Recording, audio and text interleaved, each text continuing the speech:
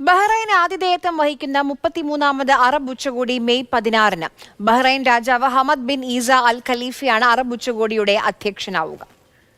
Bahrain ആതിഥേയത്വം വഹിക്കുന്ന 33ാമത് Arab ഉച്ചകോടി മെയ് 16-ന്. ബഹ്റിൻ രാജാവ് ഹമദ് ബിൻ ഇസ അൽ ഖലീഫ അധ്യക്ഷനാകുന്ന അറബ് ഉച്ചകോടിയുടെ ഒരുക്കങ്ങൾ വിലയിരുത്തുന്നതിനായി രാജാവിന്റെ അധ്യക്ഷതയിൽ കിരീടാവകാശിയും പ്രധാനമന്ത്രിയുമായ Prince Salman bin Hamad Al ഖലീഫയുടെ സാന്നിധ്യത്തിൽ പ്രത്യേക ക്യാബിനറ്റ് കൂടി. ഉച്ചകോടി വിജയത്തിലെത്തിക്കുന്നതിന് വിവിധ മന്ത്രാലയങ്ങളുടെയും സർക്കാർ സ്ഥാപനങ്ങളുടെയും സഹകരണത്തിന് ഹമദ് രാജാവ് നന്ദി അറിയിച്ചു. അറബ് ഐക്യം ഊട്ടിയുറപ്പിക്കാനും അറബ് ഇസ്ലാമിക സമൂഹത്തിന്റെ വളർച്ചയും രാഷ്ട്രീയവും സാമ്പത്തികവുമായ ഉയർച്ചയും സമാധാനപൂർണമായ അന്തരീക്ഷവും സുഭിക്ഷമായ ജീവിതവും ഉറപ്പാക്കാനുള്ള വിഷയങ്ങളായിരിക്കും ഉച്ചകോടിയിൽ ചർച്ച ചെയ്യുകയെന്ന് ഹമദ് രാജാവ് വ്യക്തമാക്കി.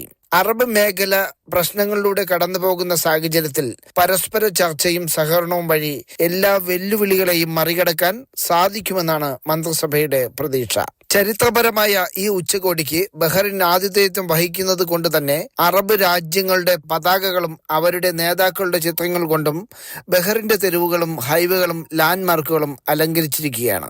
33ാമത് അറബ് ഉച്ചകോടിയുമായി ബന്ധപ്പെട്ട് പ്രധാന റോഡുകളിലും ഹൈവേകളിലും ഗതാഗത നിയന്ത്രണം ഏർപ്പെടുത്തി. മെയ് 15-16 തീയതികളിൽ രാജ്യത്തെ സ്കൂളുകൾക്ക് അവധി പ്രഖ്യാപിച്ചു. ബുധനും വ്യാഴവും നിയന്ത്രണങ്ങൾ രാവിലെയും വൈകുന്നേരവും ഉണ്ടാകും. ചില റോഡുകളിലെ ഗതാഗതം വഴിതിരിച്ചുവിടും. ബഹ്റിൻ ഇന്റർനാഷണൽ എയർപോർട്ടിൽ നിന്നും ഷെല്ലാഖ്, സക്കീർ പാലസ് റൗണ്ട് എന്നിവിടങ്ങളിലേക്കും നിയന്ത്രണമുണ്ടാകും.